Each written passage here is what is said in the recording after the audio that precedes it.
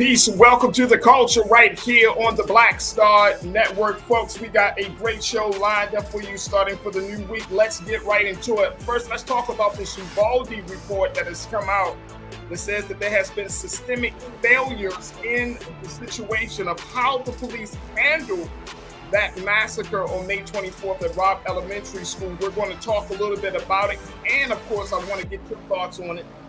Let's talk about the fact that there is no prosecution for the accuser of Emmett Till. We're talking about Carolyn Bryant.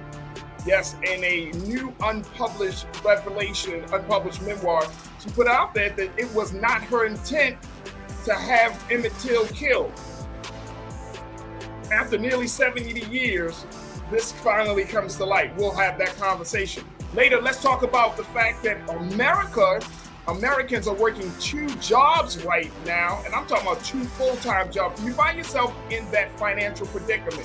We'll have that discussion. And then later, I'm going to share with you what one Instacart shopper said about a situation, and I want to put it out there. How do you think it should be handled? We'll have that and a whole lot more, so stay with us. It's all happening on today's edition of The Culture right here on the Black Star Network. Let's go.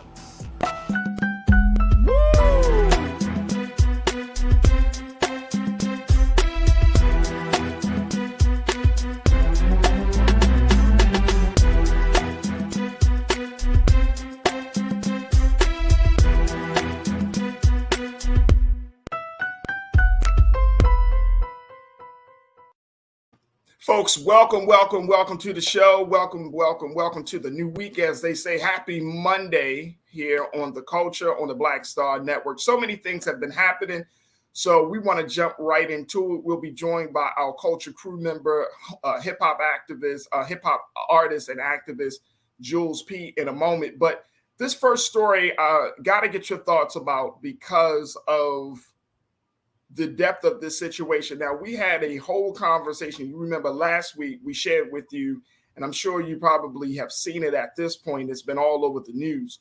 The video of what happened during that massacre at Robb Elementary School, May 24th in Uvalde, Texas, of how the police handled that situation. The video of the gunman walking into the school and just creating carnage right there in Robb Elementary, and then how the police had 77 minutes of waiting, 77 minutes of trying to figure out who is who and what is what, 77 minutes of pure tragedy. Now, folks, it has come out based on a new report that was released by some of the law enforcement officials in Texas. Let me just share with you, according to USA Today, this was nearly an 80-page report that has come out to detail numerous shortcomings and failures by the Uvalde School District and various law enforcement agencies and officers. Now, this document details a regrettable culture of non-compliance by school personnel and in propping doors open and circumventing locks. Staff and students knew room 111 of Robb Elementary was essentially unsecured and commonly had trouble with locking. The room investigators believe the shooter likely entered through. Now, law enforcement responders didn't adhere to their own active shooter plan and failed to prioritize saving the lives of innocent victims over their own safety. Wow. Now, this is a scathing report, folks. Again, this was released yesterday by the Texas House Committee that was investigating the Uvalde school shooting, where multiple blame has been passed around. And as a result of that, we're looking at a situation where we're just seeing a breakdown like never before. I want to bring in our culture crew member, Jules P., hip-hop artist, activist, to share with us some of his thoughts. And then, folks, of course, we want to hear directly from you, so you can post your comments on our Facebook and our Instagram and YouTube page, and let's get this conversation started. Jules, first and foremost, brother, happy Monday. Good to see you again. Good to see you too, brother. How you feeling? I'm all good. So let's talk a little bit about this preliminary report about what really happened on May 24th in Uvalde, Texas at Robb Elementary. multiple failures, Yep. systemic breakdowns on the school side and the law enforcement side. Here's the thing. This is a preliminary report, Jules. And when you have a police department that has disregarded its own active shooter plan, you have a school system that knew that it had lock issues, door, entrance issues, of pretty much lack of security in some parts of the school. All of that, and created a perfect storm for this tragedy. What's your take on that, bro? I think there was more. So the fact that more of this is coming out, because I was actually listening to this morning, before we even got on the show today, I was listening to how the breakdown of the officers and the school, the breakdowns inside the school, the lock situation, and also the officers' plan. And it's like, I'm still putting together the process of information, because the fact that the report that I heard this morning was about, out of and I see the number right underneath us, 376 cops. Out of those 376 police officers, it seemed like all of them forgot the training on how to deal with a mass shooter. Like, that was the most alarming part that stood out to me. That's why you had the incident go on for over 70 minutes. And that's why you had so many casualties that came from this mass shooting, is because by the time the officers got there to react to the situation, they just completely forgot. And this is according to the reports. I'm not, holding blame or accountability to, one individual person. But the fact that by the time you arrived on scene, that you're just, I just forgot how to do the process. I didn't read this part of the book before we entered into the school. And I have my other comrades with me and my chief with me, but there's no real plan on how to attack and how to handle the situation. So, it's just kind of alarming still. Like, I mean, just to hear these reports now, we're looking at weeks later from this actual incident. And it's like, you ask the question, well, how could this have been prevented, or how to prevent this from happening at the next situation and the next school? It's like, listening to these different reports, it's like, how do we address that? Because there is no solid foundation, because now I don't feel confidence in the law system, or is every, not in Uvalde, is in right here in Baltimore or in LA or in my, like, in all these different districts, like, how many officers are actually paying attention to how to deal with a mass shooting situation? Like, what's the protocol? Like, what's going on? So it's like, that kind of alarmed me this morning when I was watching that report,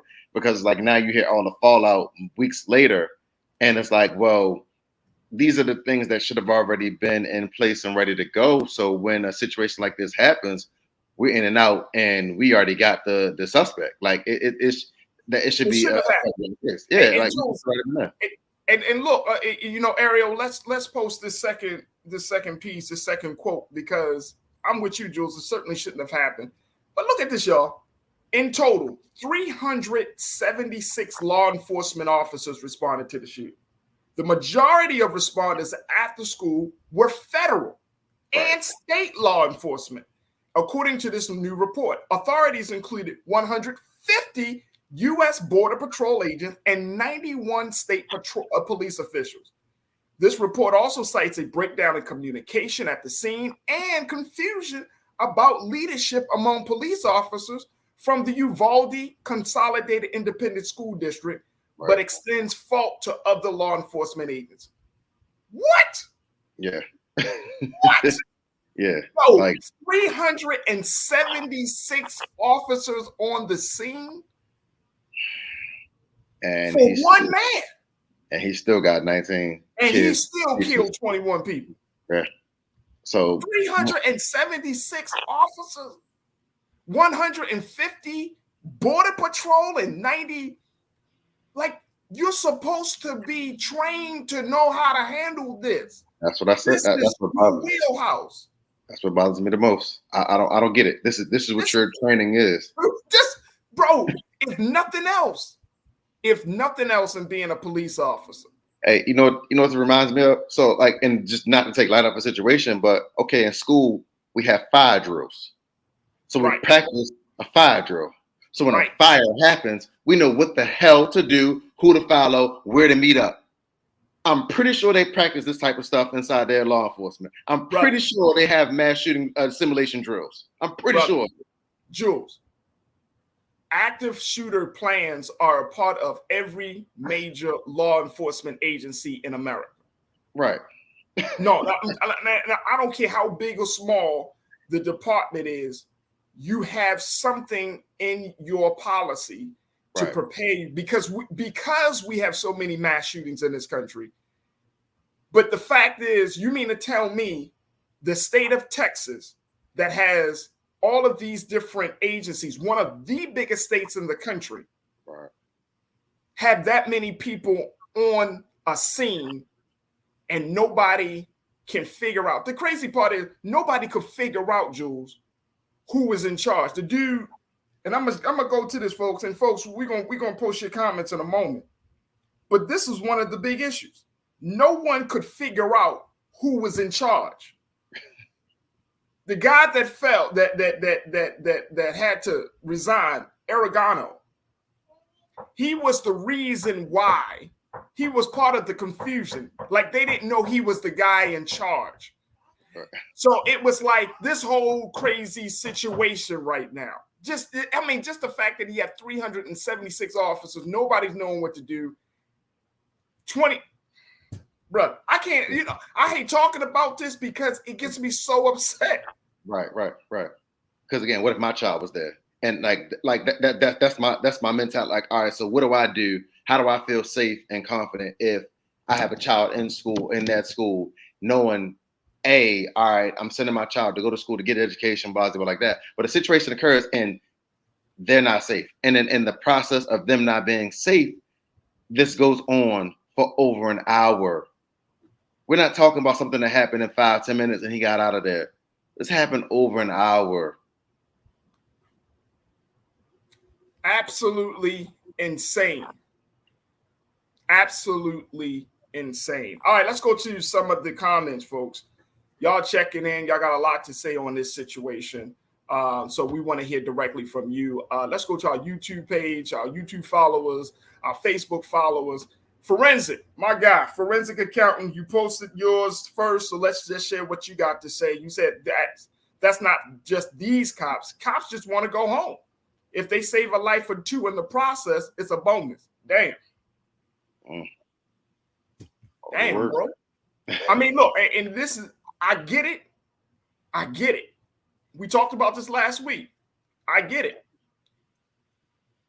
But in a case of children, man, come on. Like this is one of the reasons you should become a police officer, because if no one else needs to be saved, it should be elderly and children. Everybody else, okay, you can these are two groups of our population, of the community, that can't help themselves. Mm-hmm. Elderly, children. If you want to be a hero, save children. Mm-hmm. There you go. I mean, seriously, like, what other motivation, Jules, do you need to have as a police officer? You get to save people's lives, but the bonus really is forensic, saving children. Yep. I mean, the community that you work in is going to love you forever. Right. You save my children, guess what? We protect you. We help you. Right, exactly. Comes full circle. I mean, saving children. All right, let's go to the next comment. Forensic, appreciate you. Shalinda, thank you so much for checking in, sis. You said that's the police was failures. Forensic account, although they started off with the blame game. It's crazy.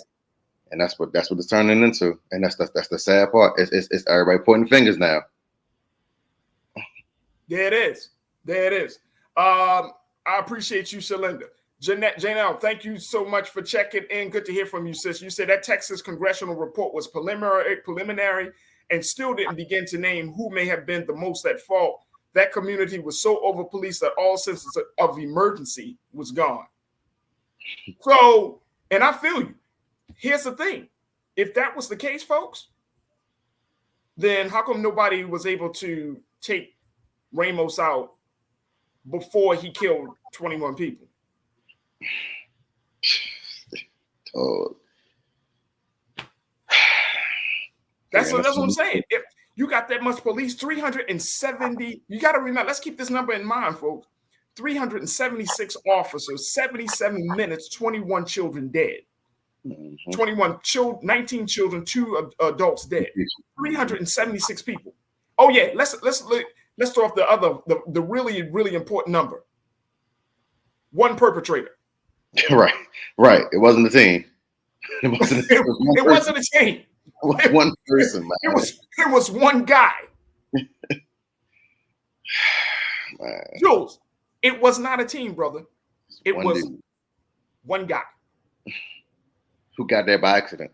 Let's stop. Who had there. One gun. Yep. He didn't come in with the grenades. One guy. Sophia, hey, Janelle, thank you so much for checking in. I always appreciate what you got to say. Sophia, good to hear from you, sis. You said, I spent 10 years in the United States Air Force. To this day, whenever I hear a wavering siren, my previous training kicks in, and I've been out another 10 years. They're lying, and they're FOS. That means they're full of it. Yeah, we know what that means. Yes. Hey, Jules, I think, don't you got people in your family that serve either in the military or police? Because I got my uncle, he served. My father. Mm-hmm. My father Vietnam. Exactly. Once you in, and I hate to use this comparison, but it's like the street organizations. Once you in, you never leave. You know what I mean? Like, once you in, you always in. Right. So, my sister, she's a Marine. She came out of the Marines. You never say, I used to be a Marine. You say, I'm always a Marine. I'm always yeah. I cannot drop an album in 10 years. I'm still a rapper. Right. You know what I'm saying? So I'm with Sophia. Once you're trained automatic, that's how much you get trained in these spaces. In law enforcement and military, you get trained so much, it literally becomes second nature. Right. Like you may not have served, but your heightened sense of awareness.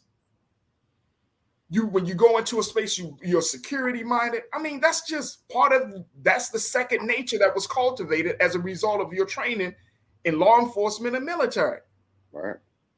Man, look, when I saw a dude standing on the wall getting some hand sanitizer, that took me over. He holding the wall up.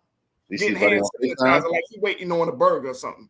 Yeah, man. My man on FaceTime on the phone. All right. Let's get to Real Brooklyn. Real Brooklyn, good to see you. Sophia, thank you, sis, for checking in. Real Brooklyn, you checked in. Good to hear from you. Active shooter wasn't selling illegal CDs or cigarettes. He wasn't a real threat, I guess. Right. Right. She said it. You selling CDs or cigarettes. You get hemmed up. You get your arm in your neck. You get your foot on your neck. You come in walking in there with an AR-15. You get waited on. Yeah, for real. Facts. Appreciate you, Real Brooklyn. Race in the Moon. You checked in. Good to hear from you. First time, Race in the Moon. You say same thing at the World Trade Center. Police cowered down while 353 firemen died getting people out, and police telling them to go back to work. The building is safe. Mm-hmm. I'm assuming you're talking about 9/11, 9/11. Yeah, bro. Yeah. Janae, thank you. Hey, Race of the Moon, good to hear from you. Janae, you said how you have a whole army, right, of officers present with ammunition and no one had the balls to take charge. FTP all day long. You know what that means, y'all. F the police. Okay. Let's go to Lana. Lana, loyal watcher. Janae, I feel your pain.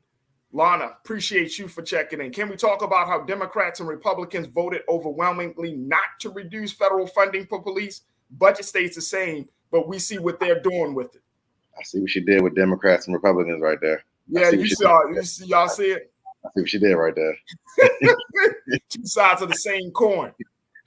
But Lana, that's true. The President Biden increased funding for police on a federal level. And he didn't say, he said, we're not going to defund the police, that we're going to fund the police. Man, oh man. All right, let me try to get one more.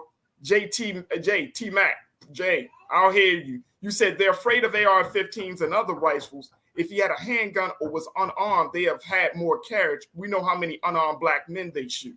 Right. Right. J.T. Mac. Right. All right, let me get Tara because I haven't had Tara. Tara, I think it's Tara or Tara. I want to make sure. Tara asked. Tara, you said, I'm tuning in late. I watched the upload with sound and I cried. I saw police with guns run away from shots, yet there was a recent shooting with an unarmed black man, no weapon, and they did overkill. Can we say Jalen Walker? Yes, we can. Can we say Jalen Walker, 60 shots? 60 shots, and he had his gun in the car. How many police officers were his that shot him? 60 shots. Wasn't 376 police officers. That's why I say they didn't really want to shoot this man. They were waiting for him to walk out the door. Yeah, okay. As long as we know. Look, we got to take a quick pause. When we come back, folks, let's talk about something else that is probably going to infuriate you.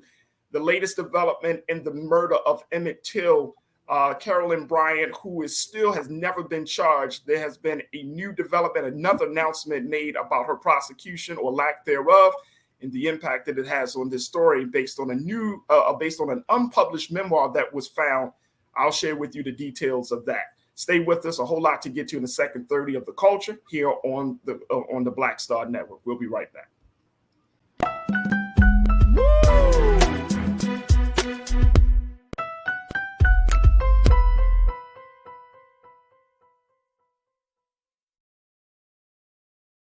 Don't you think it's time to get wealthy? I'm Deborah Owens, America's Wealth Coach, and my new show on the Black Star Network focuses on the things your financial advisor or bank isn't telling you. So watch Get Wealthy on the Black Star Network.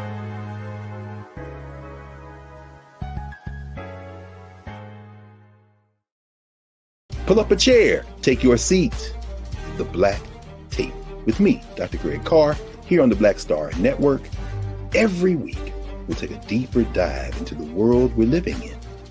Join the conversation only on the Black Star Network. Hi, I'm Dr. Jackie Hood-Martin, and I have a question for you. Ever feel as if your life is teetering and the weight and pressure of the world is consistently on your shoulders? Well, let me tell you, living a balanced life isn't easy. Join me each Tuesday on Black Star Network for A Balanced Life with Dr. Jackie. We'll laugh together, cry together, pull ourselves together, and cheer each other on. So join me for new shows each Tuesday on Black Star Network, A Balanced Life with Dr. Jackie.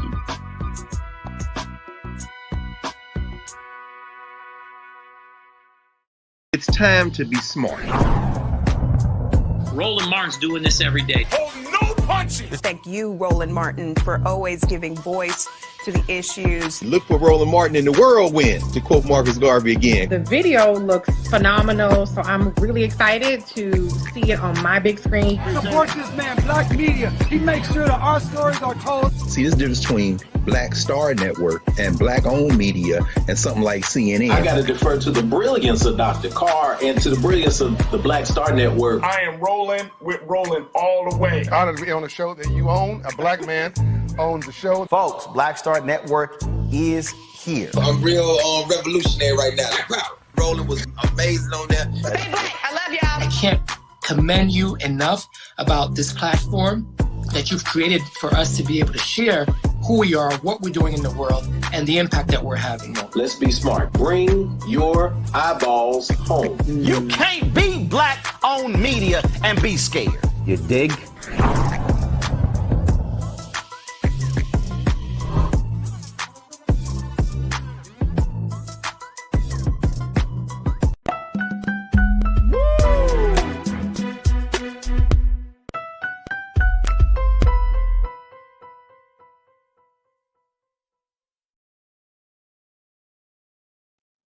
All right, folks, welcome. All right, folks, we've been, I wanted to switch gears and have a conversation about something else that may infuriate you and just as much as it has bothered me. This is about the latest development in the killing and murder of Emmett Till. Now, folks, this has been a case that has continued to just go through all types of twists and turns for nearly 70 years. And so it has recently been determined by the prosecutor in, let me make sure I'm pulling this up correctly. Check this out, folks. Mississippi, no plans to prosecute Carolyn Bryant Dunham in Emmett Till case. This is based upon the continued evidence, but is also considering, now this is not based upon that, considering a new piece of evidence to show that Carolyn Bryant was responsible for the killing of Emmett Till. I want to share with you a little bit about this. Now, first, let's talk about what the prosecutor said. And Ariel, let's post that quote coming from the Attorney General there in Mississippi. She said, quote, "There's no new evidence to open the case back up." This is from Michelle Williams, Chief of Staff for Attorney General Lynn Finch. She told the Associated Press. Now, look, Carolyn Bryant Dunham, or now known as Carolyn Bryant, when she, at the time that Emmett Till was murdered by her husband and her brother-in-law, John Bryant and J.W. Millam, Carolyn Bryant was 21. Now, based upon a new unpublished memoir, Carolyn Bryant revealed, and check this out, folks, she denied wanting Emmett Till killed. She said she tried to help Till after her husband and brother-in-law abducted this Chicago teenager. Let me share with you what she wrote in an unpublished memoir about the situation. She said, quote, "I did not wish Emmett any harm and could not stop harm from coming to him." Listen to this, folks. "Since I didn't know what was planned for him."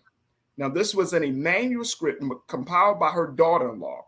She said, quote, "I tried to protect him by telling Roy that he's not the one. That's not him. Please take him home." She claimed in the manuscript that Emmett Till, who had been dragged from his family's home at gunpoint in the middle of the night, spoke up and identified himself as being the one who made the violation against Carolyn Bryant Dunham. She's saying that she did not want Emmett Till to die, even though she also claimed that her husband and brother-in-law dragged Emmett to her in the middle of the night at gunpoint, dragged it to her and asked her, "Is this the one?" She claimed she told them no. I want y'all to think about this, folks. This case is 67 years old, and she claimed that she wanted Emmett Till to live, but yet she could not stop the actions of her husband and her brother-in-law. I want to share with you very quickly, and then we're going to go back to Culture Crew member Jules P. This is what Deborah Watts, who is a cousin of Emmett Till and who leads the Emmett Till Legacy Foundation, this is what Ms. Deborah Watts had to say. She said that the unserved arrest warrant and the memoir are new evidence that show that Carolyn Bryant Dunham's involvement in the case. She said, quote, "I truly believe these developments cannot be ignored by the authorities in Mississippi." The other part of this, and what Miss Deborah Watts is speaking of in terms of this unserved arrest warrant, they found in the basement of the courthouse an arrest warrant that was never given for Carolyn Bryant Dunham. It was unserved. There was an arrest, of course, of her husband, her brother-in-law, but she goes free, even though she was the accuser. Let's bring in Culture Crew member Jules P. to talk about this and get your thoughts as well, folks. There's a lot to this story, Jules, but more importantly, I think the words of Carolyn Bryant Dunham is the most is the important part of this conversation. She said it in this memoir that was yet to be unpublished, but she said that she did not intend for Emmett to die the way he did. She did not identify him, that he, and she claims this in the memoir, that he identified himself. How can we rely on the word of a woman who lied, who already lied? Now you put out and you didn't even publish the memoir. They found this memoir in the basement somewhere, among some other files around this case. So you didn't even try to push this memoir out at a time that, for these past 67 years, this has been kept quiet. And now you want us to believe that you wanted Emmett Till to stay alive. What's your take on this, bro? So I'm gonna give you a perspective that I saw this coming, and the reason, like I said, I've seen this coming. Did we not forget about 2 years ago? It was about 2 specials ago from Dave Chappelle. This is how he ended one of his specials. He talked about Carolyn being on her deathbed and admitting that Emmett Till didn't do it. So this was 2 years ago. So now, ironically, the memoirs have been found now in 2022, and now it's being brought to light. And I'm like, hey, wait a minute. Now it all makes sense to me, because it's like, now ironically they've been found. So she didn't, come out herself and, admit it and, release the memoirs herself, I should say. But she did admit on her actual according to Chappelle's, his closing, I'm not gonna say closing joke, because I love the way she does his jokes, his comedy. He does a history lesson. So according to Chappelle's lesson, she was on her deathbed or laying on the bed, sick and ill, and she admitted it. And then everything came back to light, because he was talking to another person in the audience about knowing that part of history in American history, not just Black and African American history. He said, knowing this is a part of American history, and knowing that an innocent young boy had got killed, had got beaten, and then thrown into a lake and found days later, and the mother had an open casket funeral to show the town what was done to her baby boy. And it's like, now we're talking 2 years after that Chappelle comedy special. Yeah.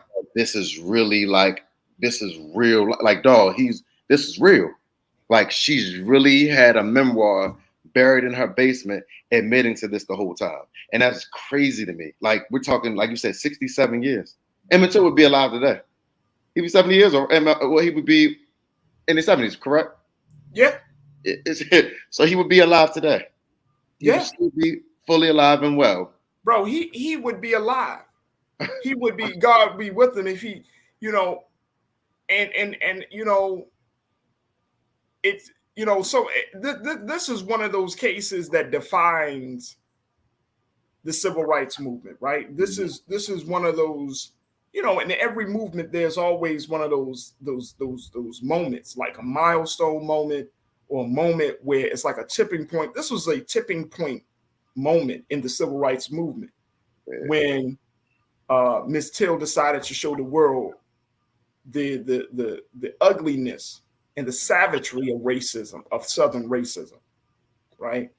So this was that type of moment. So, as much as, like, the big thing I think we could take from it is that Emmett Till life, he didn't die in vain. Some people would even liken his death to the death of Trayvon Martin, being a tipping point to having a different conversation about police brutality. Right. And I can understand why some people might think that, linking the two. But the fact remains that this woman has been walking around for nearly 70 years with the lie, with one of the most infamous slangs of the 20th century. That's the big, I think that's one of the big things. And for her to put out, well, for her to even mention in this memoir that she tried, I mean, this is just a slap in the face, folks. It's an absolute slap in the, I cried no crocodile tears for Carolyn Bryant Dunham. I have no crocodile. Try is a word I hate. I have no crocodile tears for her, man. I hate the word. I have no tears for her. The other part about this is, and this goes back to the Attorney General there in Mississippi, the Justice Department did open the case again without filing any charges and they closed the case, according to Ms. Williams, because of their decision in December to end it, because they didn't see any new evidence. But that was December. This is July. I about to say we're in July 2022. So this could be another way to open this up. You know what I'm saying? Let's go to the people who've been tuning in. And I want to hear what you all got to say on this. Post your thoughts on our YouTube page and our Facebook page. All right, let me go to Mike V. Ariel, let's post Mike V's comment, please. Mike checked in. Mike, good to hear from you, brother. You said the energy used to capture elderly Nazis should also be used to capture Brian as well. Same outcome too.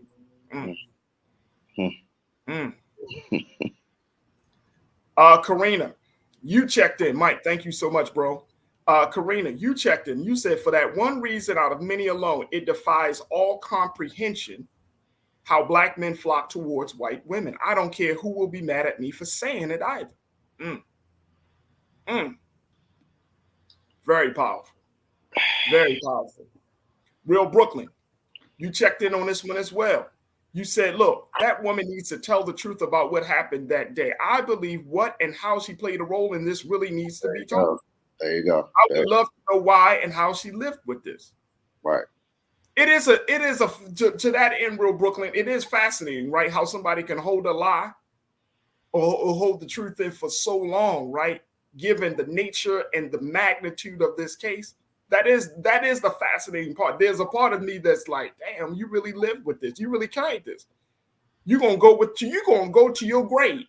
Mm-hmm. And we might see that Dave Chappelle moment, like you mentioned, Jules, happen. She's gonna be on her deathbed and be like, you know what, I lied. We may see that, but to hold it for nearly 70 years for a situation like this,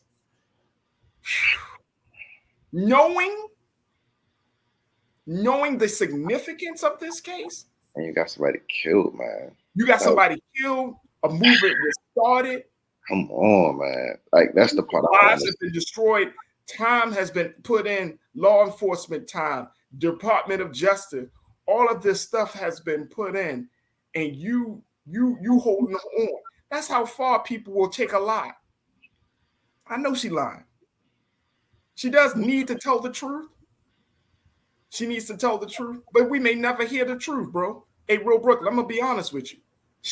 We may never hear the truth from Carolyn Bryan Dunham.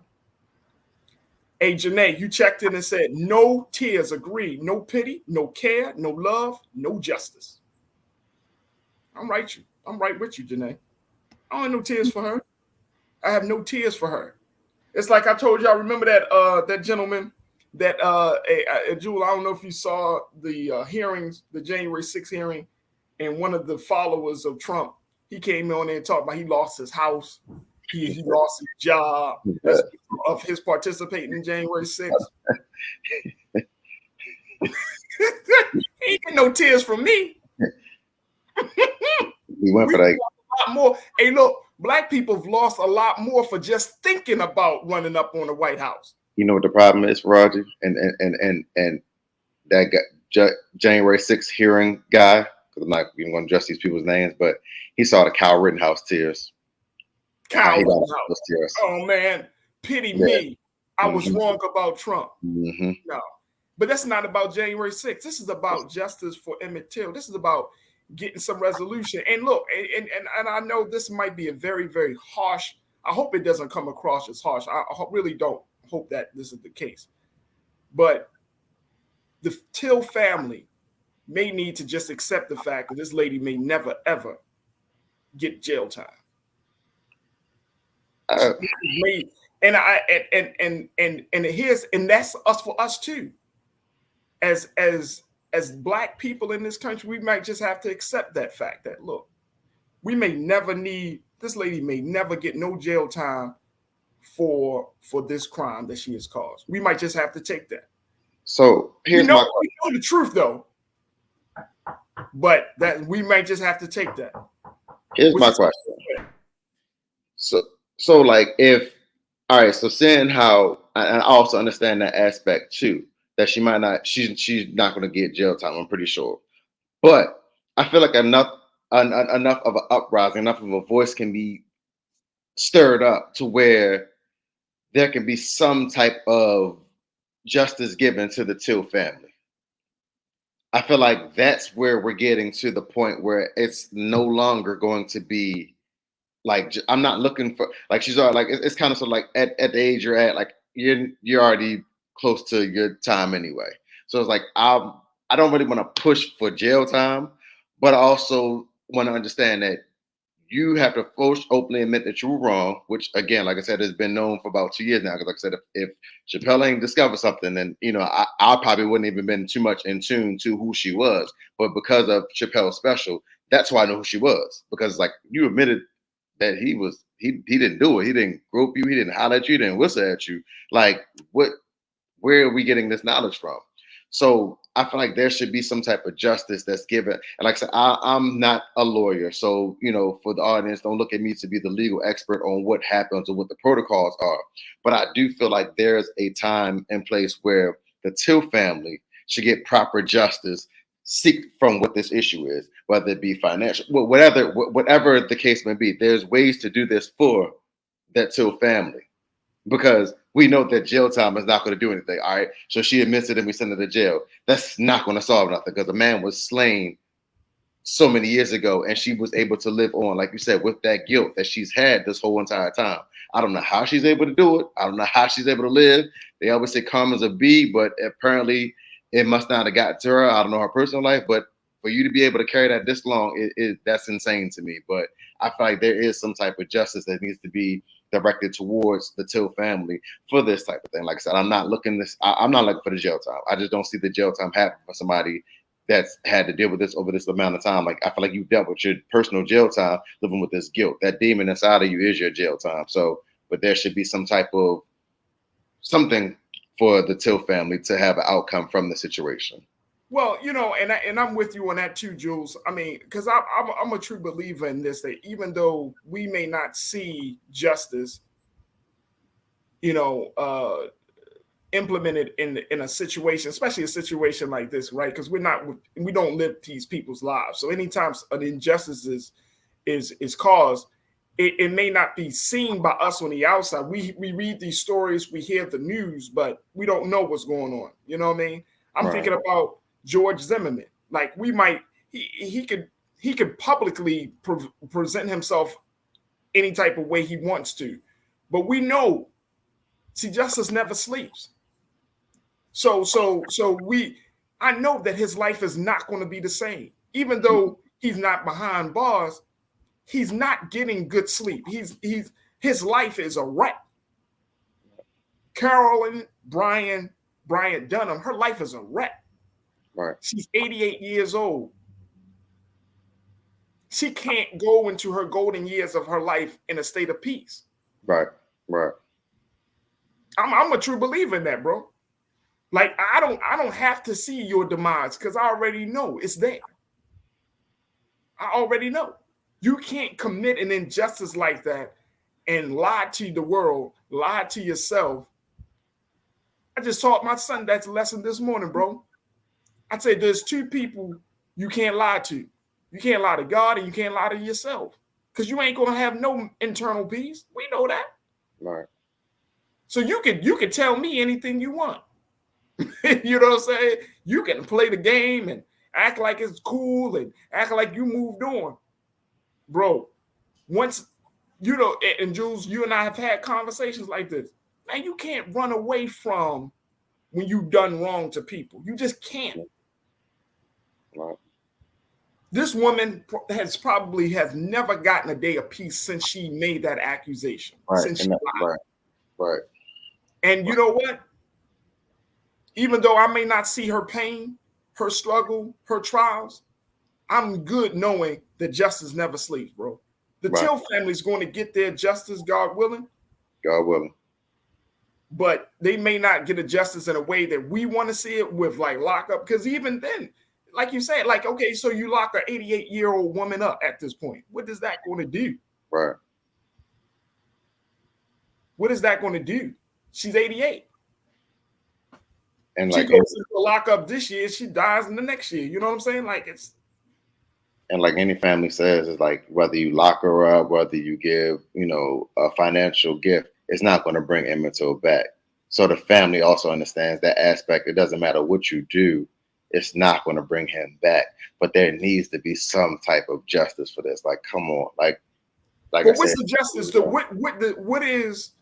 And I see people say that they disagree with me, and that's fine. But what is the justice that you would want? And I'm going to pose that question very quickly to all of our watchers. What is the justice you would want for this 88-year-old woman at this time? And I mean, being realistic. Being realistic. I mean, seriously, what would be justice right now?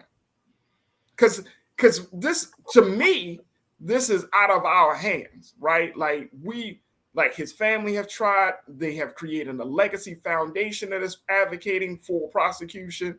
Okay, none of these people want a prosecution. This is not just even about Carolyn Bryant Dunham. This is about the American legal system too, right here, Jules.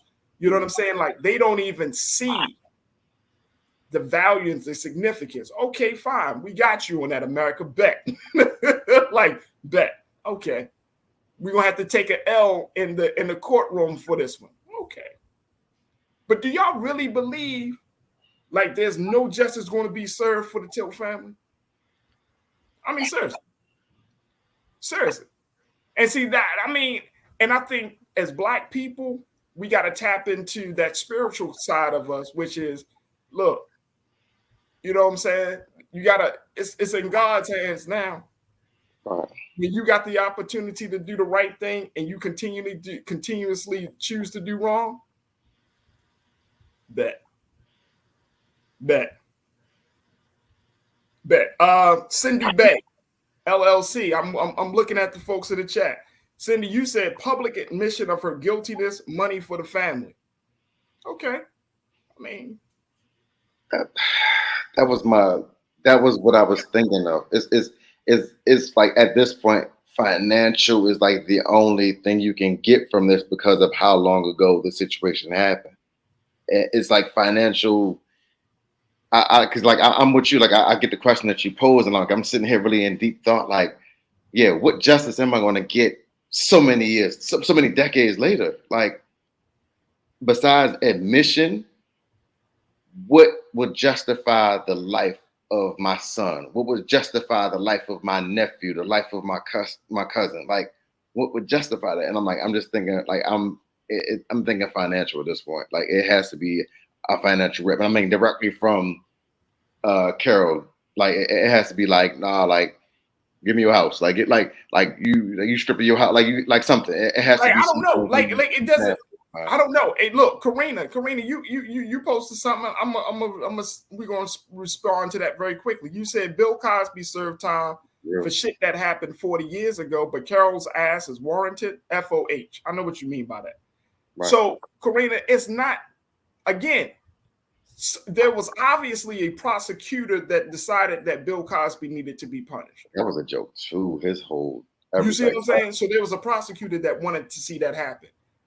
But if you got prosecutors that decide they don't want to move forward on this Emmett Till case, right, and actually prosecuting her, like, okay,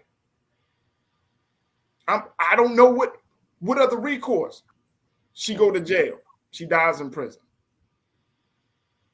We take money from her family. She probably don't even have no money. Let's keep it real. It's not like she's been writing books, right? Had a TV show. You know what I'm saying? She's been on a speaking circuit. Right. You haven't heard her name until now. So yeah, you're right. Her name has never been associated with anything else except for the killing of Emmett Till. Right. So, and if the prosecutor, again, this is an indictment just as much against her as it is on the American legal system. If the prosecutor says that they are not going to press charges, if that was the same case in Bill Cosby's case. Right. You know what I'm saying? Pam G posted, hey, Pam, you said who's going to enforce monetary punishment? Exactly. Who's going to enforce this? And I'm not saying that we should be in a state of hopelessness. I'm not saying that. I'm just simply saying that if you got this system of justice that decides not to do anything, even though it's the right thing. Hey, I'm beyond the point. Hey, Jules, and I don't know about you, bro, very quickly. I'm beyond the point of just getting money. Getting money for the violations against us is not enough for me in 2022. Yeah, so you know, so crazy you say that. I literally just look at her net worth right now. It's $10,000. $10,000. That's her net worth. So guess who's going to have to pay? The state of Mississippi. Mm-hmm. It's $10,000. That's her net worth. So okay. So now we got to go to the state and say, okay, not only for the killing of Emmett Till, but for all the killing of Black people from this time to that time. Mm-hmm. Yeah. And if we're gonna make it a serious situation, yeah, let's go hard. Let's go all the way in. I've seen pain and suffering cases come out with millions, so you know. The Mississippi owes. Yeah, facts. You know what I'm saying? Like, where are we gonna get them? The state would have to pay for that. Yep, sue the state. You know, again, the name of Carolyn Bryant, it's like I said, she's not gaining anything at this, and she probably tried. But she can't go anywhere. She can't go anywhere. Just know that when she finally take her last breath, she know. Mm-hmm. She know. You're gonna have to deal with that. You gonna have to carry that. And I get it. George Zimmerman, on the other hand, take his ass to jail. Yeah, this dude. You know what I'm saying? Like, but guess what? We ain't pushing for that though. How come we not pushing for George Zimmerman? For something. You know what I'm saying? Like, for something. He's still out here thriving. You don't even hear about nobody beating his ass up or nothing. I mean, you know, there isn't even no street justice. You know what I'm saying? Mm-hmm. Come on, man. Let's put this thing in proper context. All right, look, we got to take a quick pause. Folks, when we come back, let's talk about how Americans are now in such a financial or dire straits financially, that now we're finding that there are a number of Americans that are doing 2 full-time jobs due to inflation and due to gas prices. We'll have that conversation. And then later, I'm going to share with you the story of one Instacart shopper. And I want to get your take on what Instacart should do to handle this situation. So stay with us. A whole lot coming next on the next hour of The Culture right here on the Black Star Network. We'll be right back.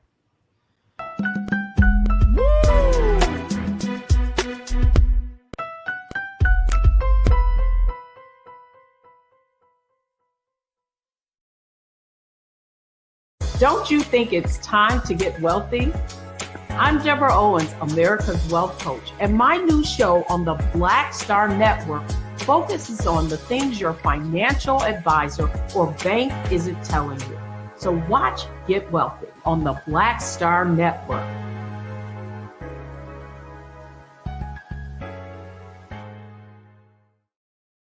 Hi, I'm Dr. Jackie Hood Martin, and I have a question for you. Ever feel as if your life is teetering and the weight and pressure of the world is consistently on your shoulders? Well, let me tell you, living a balanced life isn't easy. Join me each Tuesday on Black Star Network for A Balanced Life with Dr. Jackie. We'll laugh together, cry together, pull ourselves together, and cheer each other on. So join me for new shows each Tuesday on Black Star Network, A Balanced Life with Dr. Jackie.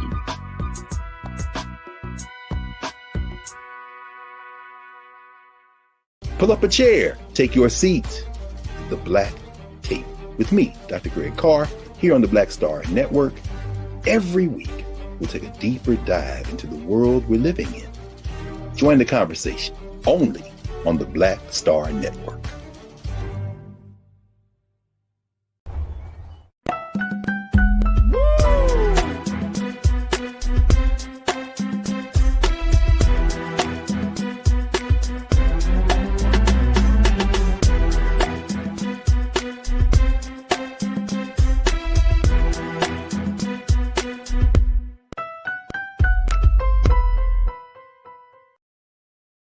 All right, folks. Welcome to the second hour of the culture here on the Black Star Network. Are you feeling the strain of rising gas prices, rising food prices, inflation? Are you feeling the strain of trying to keep all the balls in the air? Are you feeling the strain? Are you feeling like, you know what, I'm just not making enough money, not bringing enough income, it's not coming in to survive? Well, folks, let me just share with you, you're not the only ones. According to a new look at where we are in our economy, workers are picking up extra jobs just to pay for food and gas. This is according to the Washington Post.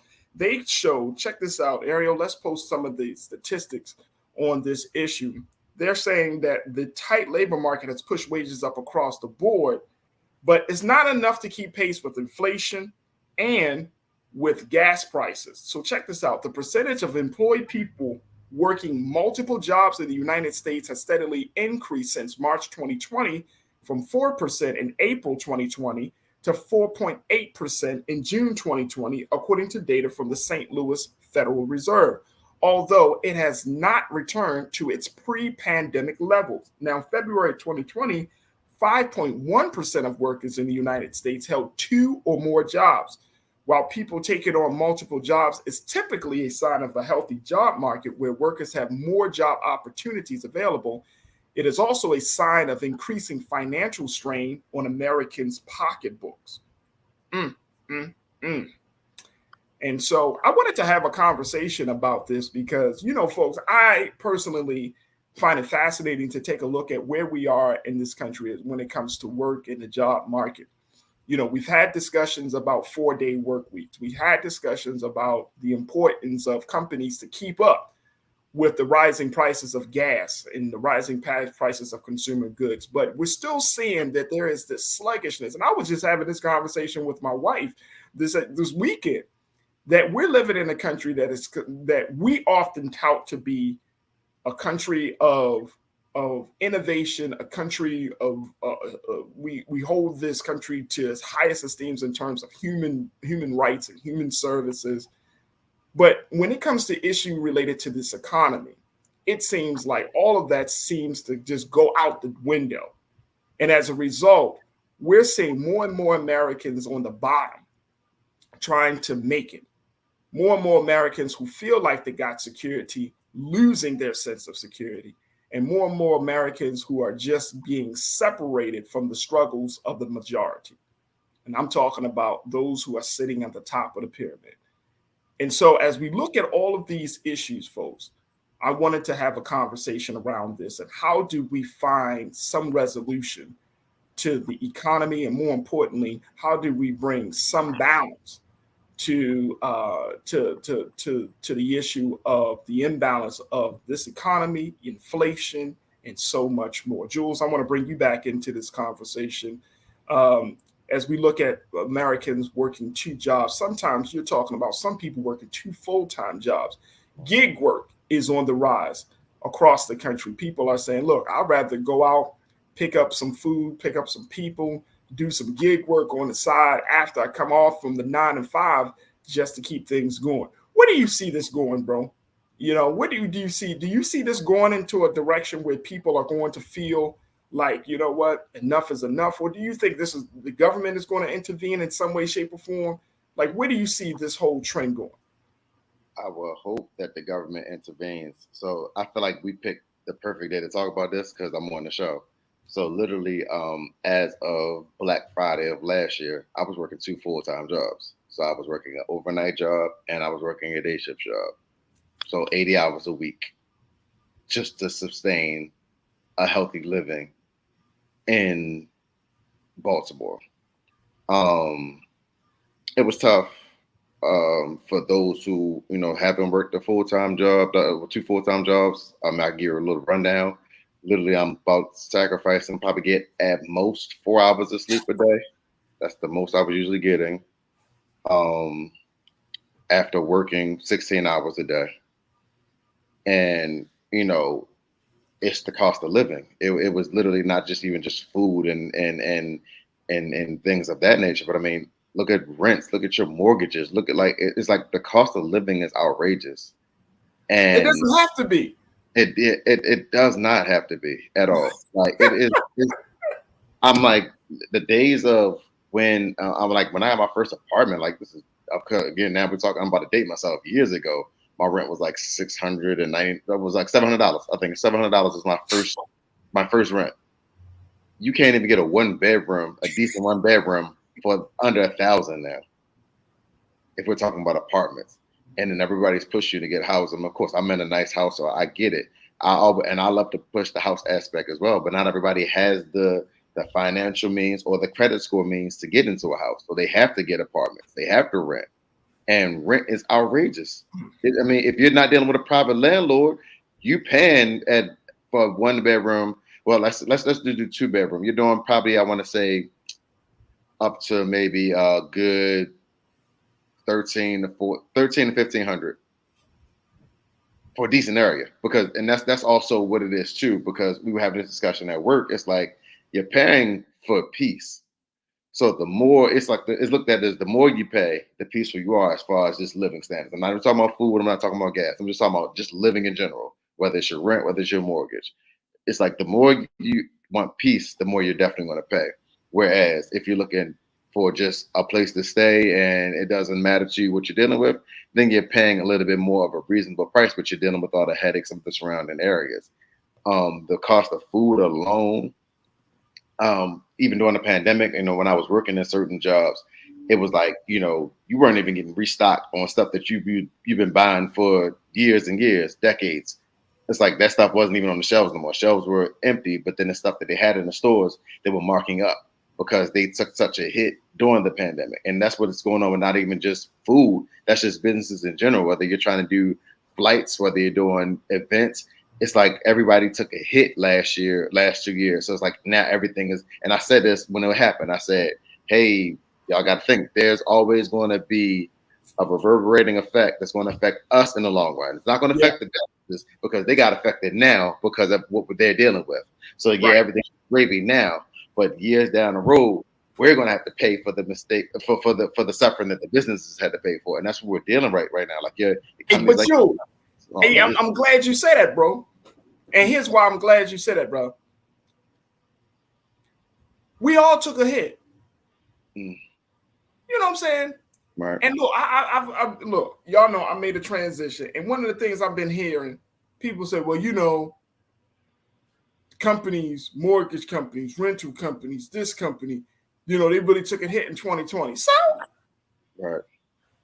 So, hey, look, maybe it's and I know some of y'all probably jump out on, when I hear the term like socialist, but so what about the people? Right, exactly. You worrying about, first thing, let's keep it real, folks. Corporations are not living entities. They're not people. They're businesses. That's a dead thing. Like, it's not like, Comcast, AT&T, or any other corporation are living, breathing organisms. Mm-hmm. These are businesses. Mm-hmm. In business, you win, you gain, you lose. That's the nature of business, right? Right. So, and to that point that you just made, because I've heard that people's like, well, these companies, they took a hit. Well, if it wasn't for the people, you wouldn't have the company. Right. There you go. So, okay. So, yeah, they took a hit.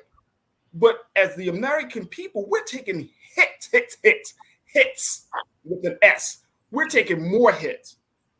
So we should be penalized for a pandemic that we did not cause. Right? We should be penalized for that. And I please excuse me, people say, oh, that's just capitalism. That's just capitalism. This is why we need to have a conversation about capitalism. Mm-hmm. Because when a situation like this happens, and look, I'm of the, hey, y'all can agree with me or disagree, but I'm of the thinking that I think there's more coming down the pike to hit America in the gut, right, than we want to believe. I don't think that this country, and I'm not trying to be, to rain on anybody's parade, I don't think this country is going to ever go back to what we are used to in 2019, 2018. I don't think we're going back to that point, folks. I think COVID was the first hit, And we're going to have a couple of more hits to keep on coming. So there has to be a very important conversation that we need to have about the economy, about capitalism, about how we see people in this larger system. The government has to intervene. The companies can't be continuously looking at their bottom line, and then you expect Americans to sacrifice our financial well-being because we want to uphold some companies. That's not living. Please. You know what I wonder?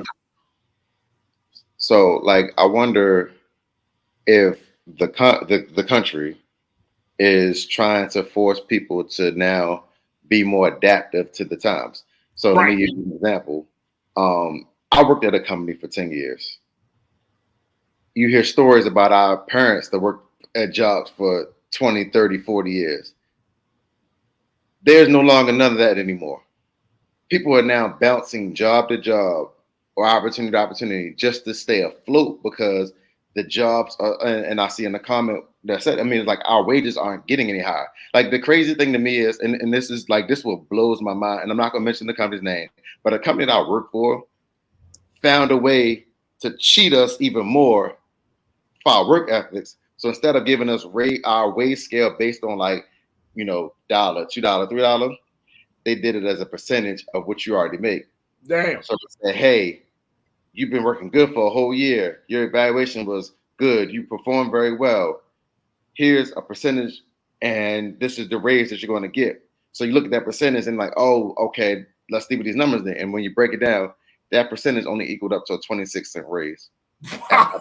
And I'm not going to mention the company's name, but it's like, so for all my hard effort, so you now took away that me getting $1 extra every year, or me getting $2, or you had incentives on certain days, we get an extra $1 or extra $2, like, or overnight you had differentials and all that. So you took all that away and then found a way to now combine our raises into this lump sum payments given out. Now you're giving out as a percentage. So no longer you see $2, $3, $4 raises.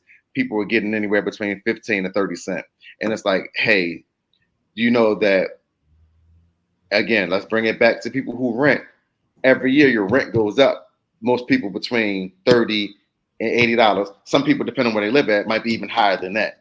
Right. So my rent goes up, let's just say on average, $50 a year, and you give me 26 cents as a raise.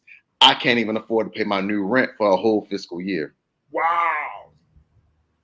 Bro. Joe, when you break it down like that, and man, and look, I'd have been through some things, man. That's the part that I want us to look at, because it feels like you're just getting screwed over. Man. You know what I'm saying? Like we're gonna do a percentage, and you're like, oh yeah, and then you really look at the math, and you're like, bro, the math ain't mathing. Math ain't mathing. Man, like what 26 cents? I had to move. I mean, look. Let's add to it, folks. There was a huge conversation. I know in the state of Maryland, there was this big conversation about $15 an hour. Everybody's like, oh, fight for 15.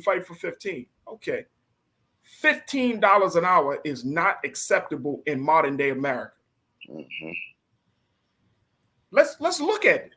I think that's less than $30,000 that you're bringing in. Mm-hmm. What person who has a family or don't have a family can really live off of $30,000 a year in modern day America? That's what they're not telling you. And this. So check this out, Jules. So you got politicians who are like, oh yeah, okay, we'll do the 15. That's the problem. Okay, all right, yeah, we heard the American people, and we'll give you $15 an hour. And $15 an hour in cities like LA, New York, man, you barely getting by. $15 an hour. You go down to Atlanta, Houston, Dallas. Y'all know where it is, right? Hell, Birmingham in Alabama. I see you checking in. Y'all talking about, I don't know who posted it. Let me just go back to it. One of our watchers, Jules, said $1,600 in the Oklahoma area just for rent. Like, so when you start looking at it, now when did Oklahoma become right? Part of the rent rising conversation, right? Like some places you expect low rent, you know what I mean? Right. Bro, if it's hitting places like Oklahoma, places that you and I wouldn't think about in terms of some of these, the big urban centers of America, that's not enough. We really need to have a conversation about $25 an hour if you really want it. If you want to keep it real. There you go. But I had that. Now. We can't do $15, man. Said that. Right? Hey, look, I got people, man. I know in Baltimore, people were excited about getting $17 an hour for minute. Man, I'm making 17. And I'm like thinking to myself, bro, you still in the poverty stage. Mm-hmm. Sis, you still struggling. Mm-hmm.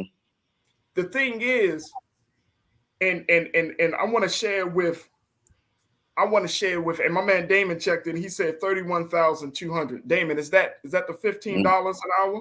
About 31,000? That ain't enough because once you do taxes, you're under 30. Mm-hmm. Probably at you're under 30. You probably at 22. Hey, look, my wife was an educator in the state of Maryland. They would tell her, you're making this amount of money, but after taxes, dues for being a teacher, all these other, your benefits, all this stuff, her paycheck, she got a third of her paycheck as a teacher. So when you start looking at certain professions, even the profession itself puts a demand on you. It's crazy. And then you wonder why people are upset. We went out to dinner, Jules, and the person that was waiting on us was actually a certified teacher. She told us that. Certified teacher. Waitressing. To sustain income. Shit, you might see me delivering food.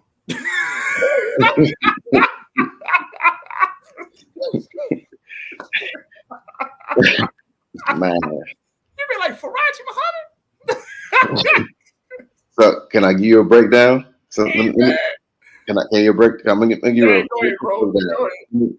Let me show you, because again, I'm still living in this. I got the most to say because I need some answers. But so a key point you said was the politicians making these $15 an hour. We're fighting for it. All right, what do you give it? Okay, when the last time that politician made $15 an hour? They don't even understand what it is to live on a lower level because they're making their salaries and making their absorbent amount of money. So they don't understand where we're coming from. So you can't listen to, like, a politician can't make that decision for us. Let's start there. Two. So during the pandemic, so we had this. I like to create ideas that I just like to float out there. So have conversations. So I said, hey, while we're working through this pandemic, which is a time when everybody lost their jobs, and then all of a sudden jobs became available, but people weren't going back to work because of all the A, B, and C, blah, blah. Okay, whatever the government was saying, fine. I made a deploy that everybody that worked during the pandemic, the federal government should take off our federal taxes for that year, so we don't have to pay federal tax, because that's what's killing us the most. They're getting their money off top. Right. So why don't you just give us our gross for a whole year? Okay, not for a whole year. Give it to us for a couple months. Give it to us. People still have people still have children.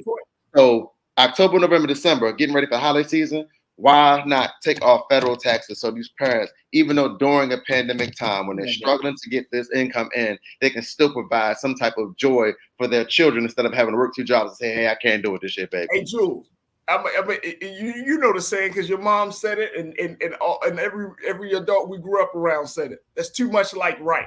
Too much like right. It's too much like, let's keep it real. It's too much like right.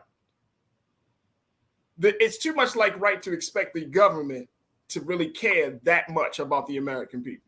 That's too much like right. And it's sad. It's sad to say. And y'all can debate me on it. But that's sad to say, bro. Like, we And for those of us who have such hope and faith in the government, we do, because this is election season. This is, I mean, we just got out of the 4th of July, but the government ain't doing enough. But we will look at other governments across the globe and talk bad about them, as if the American government, the United States government, has this track record of defending human rights, has a track record of making sure that people have livable wages, has a track record of defending the interest of the poor. So you do know, and me and my lady have this discussion all the time, you do know that the only way that the United States stays in power is by putting us in debt. That's why we live in these type of conditions we live in. So that's why we get charged so much for school. That's why we get charged so much for interest on credit cards, because the more you keep us in debt, the higher power they become. But I'm not just saying anything everybody already knows. Carry on. Hey, there we go. I'm not saying nothing everybody already knows. There we go. All right, let's go to some of our watchers. Janelle checked us in. She said, out of touch politicians claiming that Americans are flush with pandemic savings and stimulus money. The government needs to raise poverty guidelines and companies need to raise wages. Facts. Mm-hmm. Janelle, you're right on the money, sis. You are absolutely correct. Out of touch. And how does a politician get out of touch? Because if we start treating them like celebrities and rock stars instead of like public servants, then guess what happens? They become out of touch. We change the culture of the relationship between the constituent and the public servant. We determine what that relationship is. We dictate that relationship. Not them. We do. Thank you, Janelle. Real Brooklyn. There's a lot of people who are living way beyond their means. Some folks should know they do not need the latest iPhone, Netflix, the illest ride, or dining out every night. Just saying. Yeah. I think we need to have a conversation about personal accountability. And Real Brooklyn, you know that in the Black community, that could be touchy sort of conversation. That's going to ruffle some feathers. Because guess what? That's part of the vices of us as a people to try to get through the day-to-day. Hey, man, let me just get at least a new iPhone. Hey, man, let me just watch this Netflix show. Because the day-to-day burden. So if you start disturbing people's day-to-day, way of handling life, the realities and the hardships of life, hey, you better be ready for a fight, bro. Because you take away their day-to-day, you take away their little thing that they come home to, the thing that keeps them going. Get ready for a fight. Hey, thank you, Brooklyn. Good to hear from you again. PN checked in and said, in Farajii, it feels crazy because they keep saying the economy is healthy. Healthy for who? I don't know why they keep saying that BS. I've heard politicians say that since I've been an adult, folks. Healthy for who? The rich get richer. PN, thank you so much. Pam G, you checked in. You said as long as wages fail to keep up with inflation increases, this will be our new normal. Ain't that right? Yeah. 40-year high for inflation, right? Guess what, folks?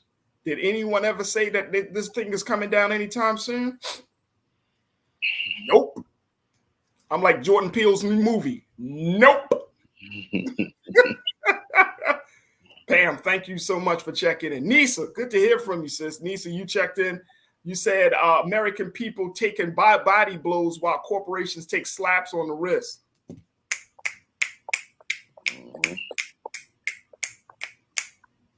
And guess what? They want us to create. And look, let me tell you, this is how business do.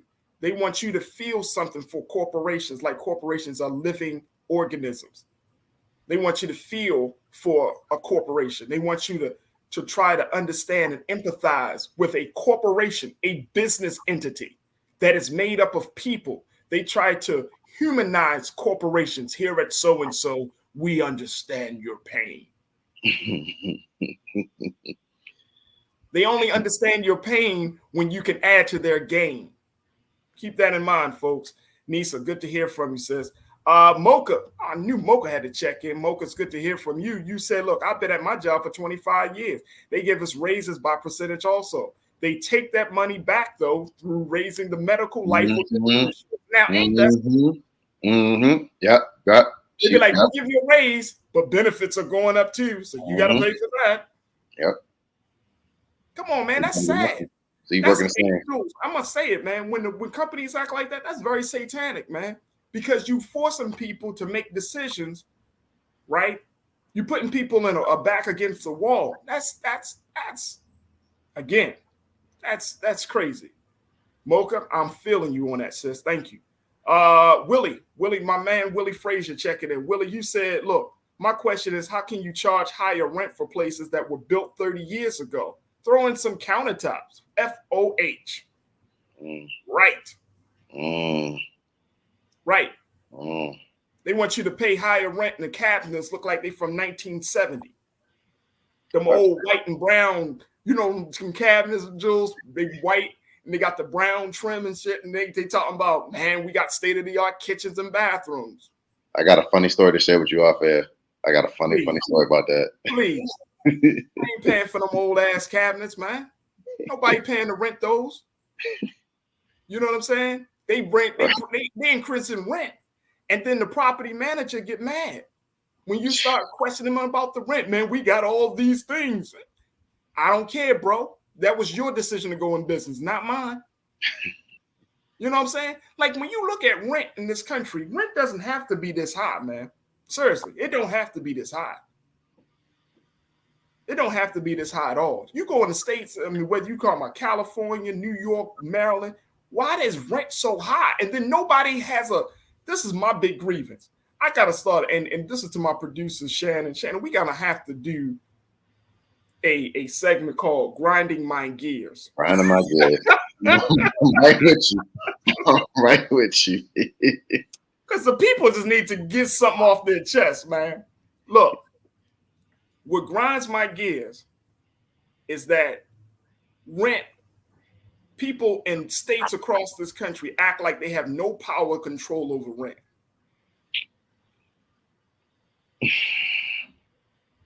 You have no power control over rent. To get back to Willie, what you said, property been there 30 years. You ain't made an upgrade, a renovation. You ain't create nothing new been brought to the property for the past 10 to 15 years. Now you're talking about you got to increase because the stop lying.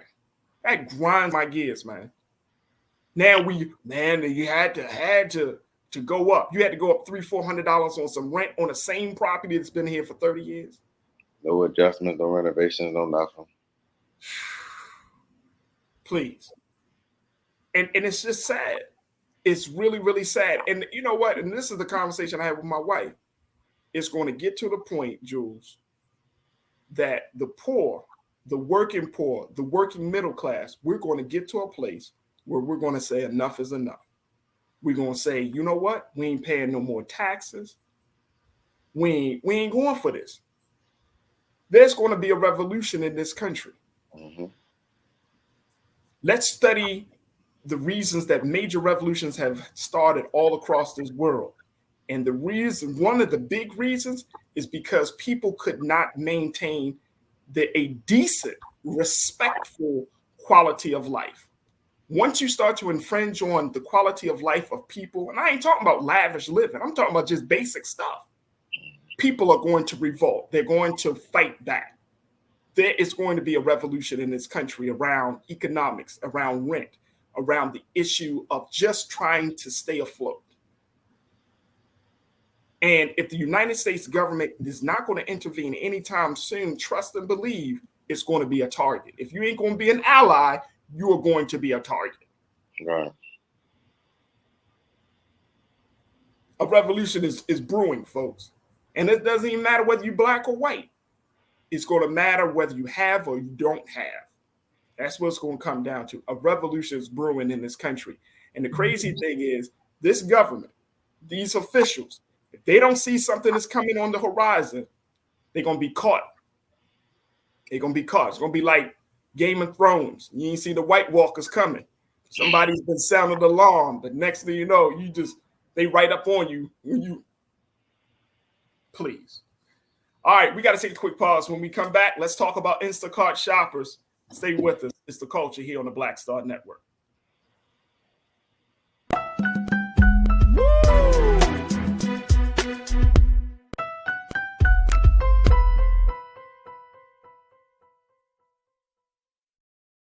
Hi, I'm Dr. Jackie Hood Martin, and I have a question for you. Ever feel as if your life is teetering and the weight and pressure of the world is consistently on your shoulders? Well, let me tell you, living a balanced life isn't easy. Join me each Tuesday on Black Star Network for A Balanced Life with Dr. Jackie. We'll laugh together, cry together, pull ourselves together, and cheer each other on. So join me for new shows each Tuesday on Black Star Network, A Balanced Life with Dr. Jackie.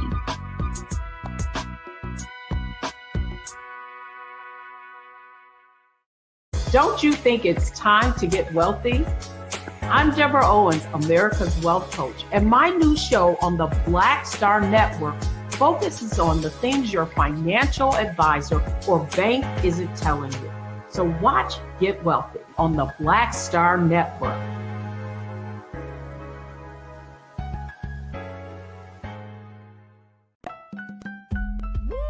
We're all impacted by the culture, whether we know it or not. From politics to music and entertainment, it's a huge part of our lives, and we're going to talk about it every day right here on The Culture with me, Farajii Muhammad, only on the Black Star Network.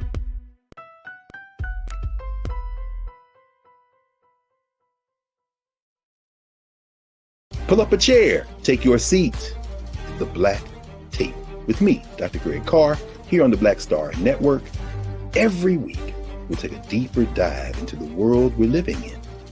Join the conversation only on the Black Star Network.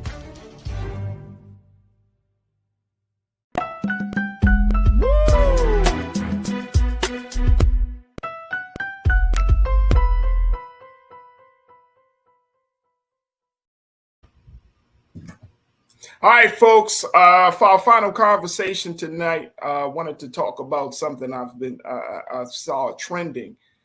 One of these interesting stories, and it made me say, you know what? I wonder what the Culture crew has to say about this situation. All right, so it's about a young woman who is an Instacart shopper. And well, you know what, Ariel, I want to let this sister tell her story, because she was a shopper for Instacart. And she got a big order, and then it just went south from there. Can we play a little bit of her TikTok? I'm so mad that I'm literally shaking. Like, do you see my hand? I've been crying because sometimes I do Instacart on the side to make money when I'm bored and when I have time. And so this morning I turned it on like 8 a.m. and I get a notification from Instacart, and I was like, there's a new batch, like go to the app to accept it, basically. So I go, and it's a batch from Central Market, and it's like a 125 item like batch, which is a lot of freaking items. And then on top of that, the tip was really good. The whole order in itself was like $191. So of course I took it, even though I was like 125 items. That's going to take me forever, but whatever, I'm going to take it because it's good money. $191.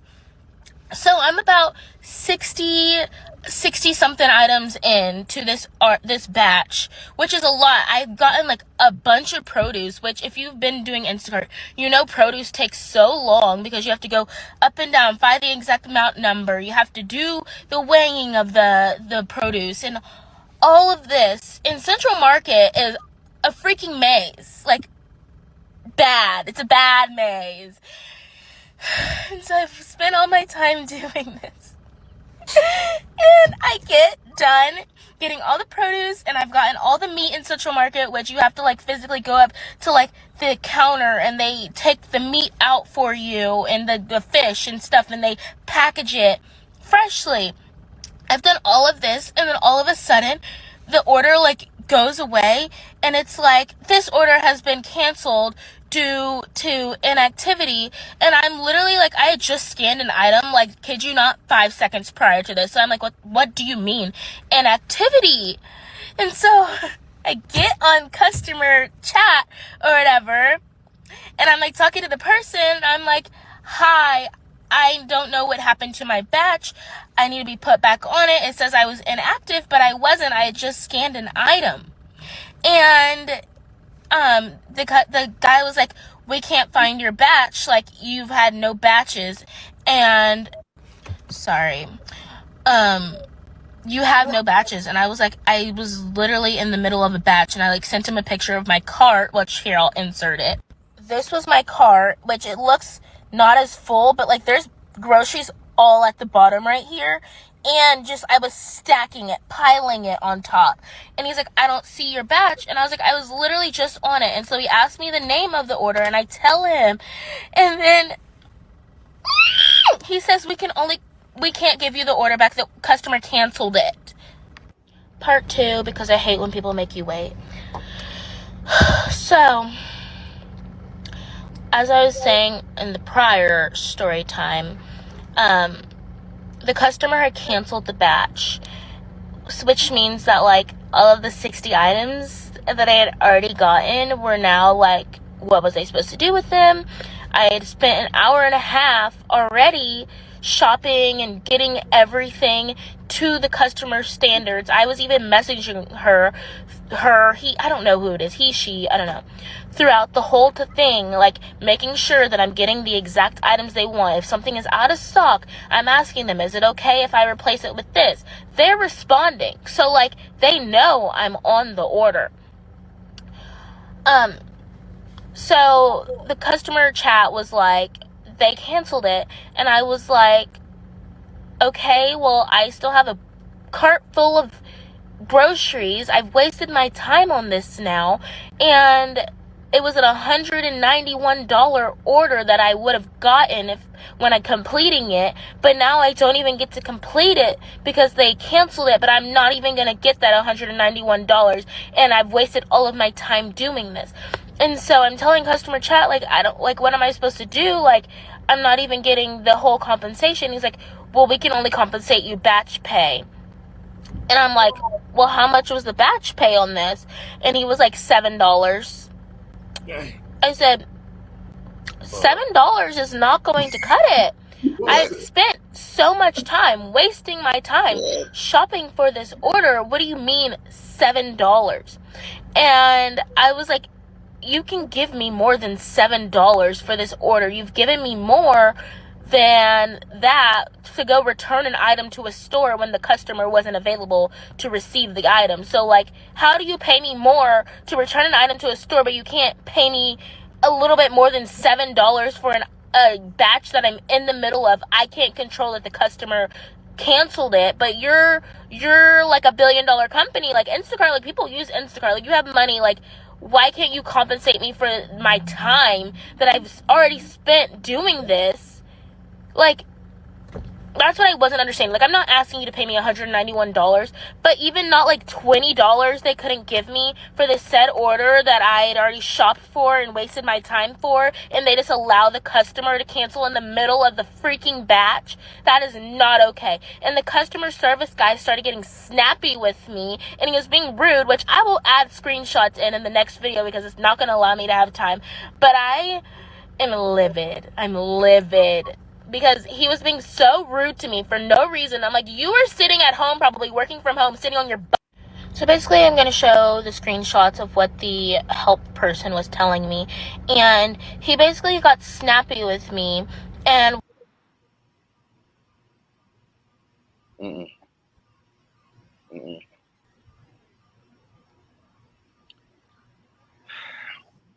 You want to go? Because I got... I got a lot. They can dial me up right now. You want to go? You want to start it off? I can go. Because I'm on 1,000. I'm on 1,000. What? As soon as and okay, so that was Malia Gibbs. That was Malia Gibbs, and one of the things that Malia is really upset about is after she spoke about the situation, she ended up being fired just around this situation, even though it's sad. She couldn't be an Instacart shopper anymore, folks. She was told she was only going to get paid $7 for this huge order. She speaks out, and they prevented her from making any other shopping requests. Yes, man.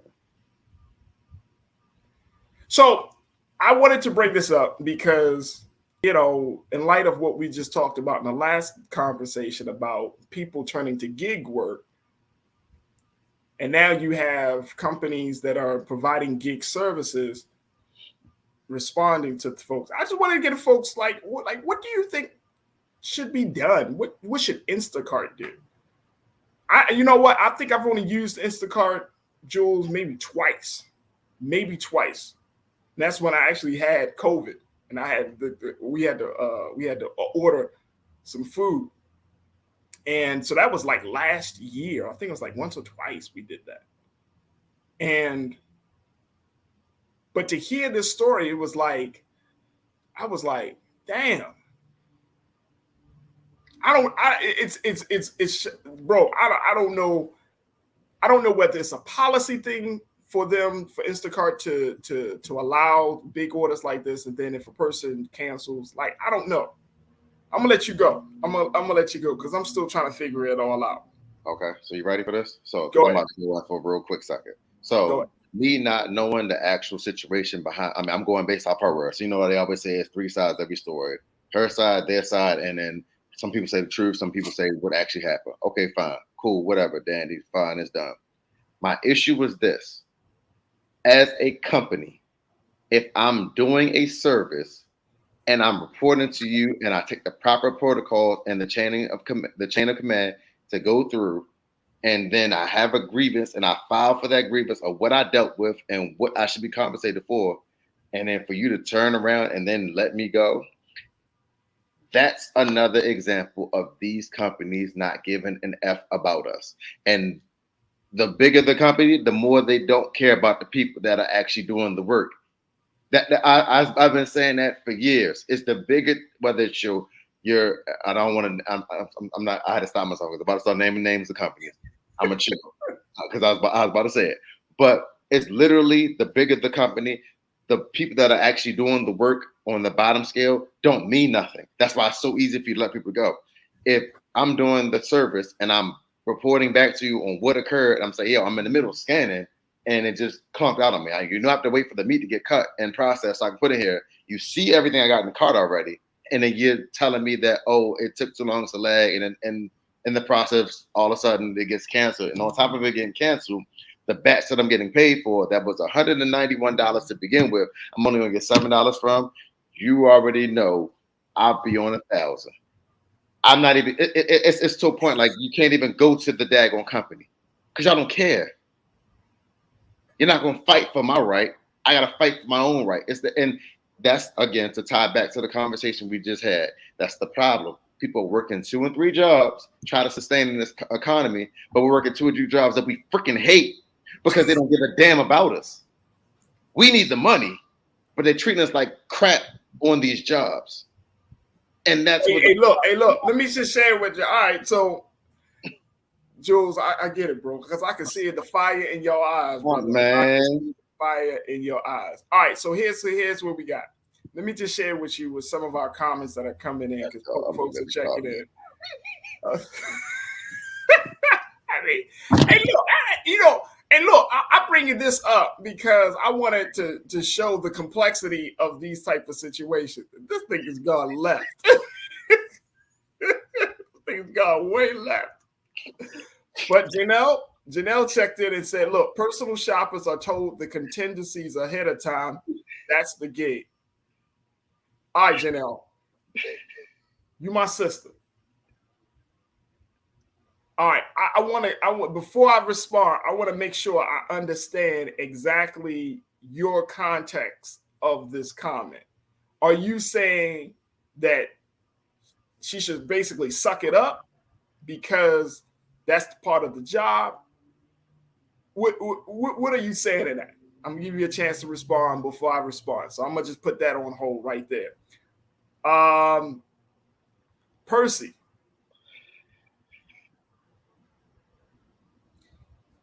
Just Ariel, let's post Percy's comment.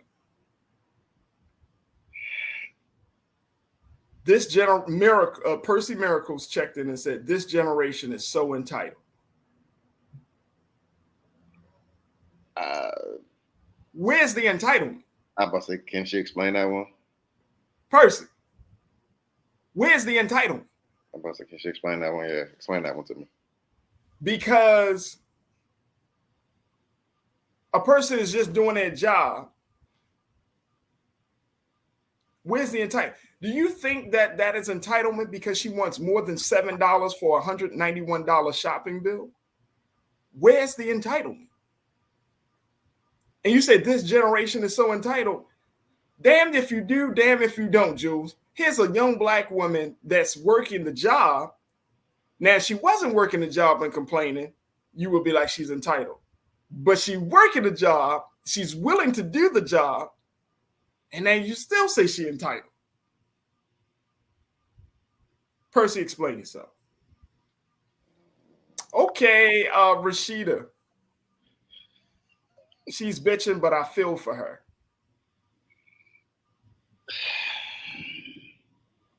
Rashida. The sister just said she got 125 items in the cart. She had to get 125 items. She did the work. Again, man. Why? She can't be mad about that?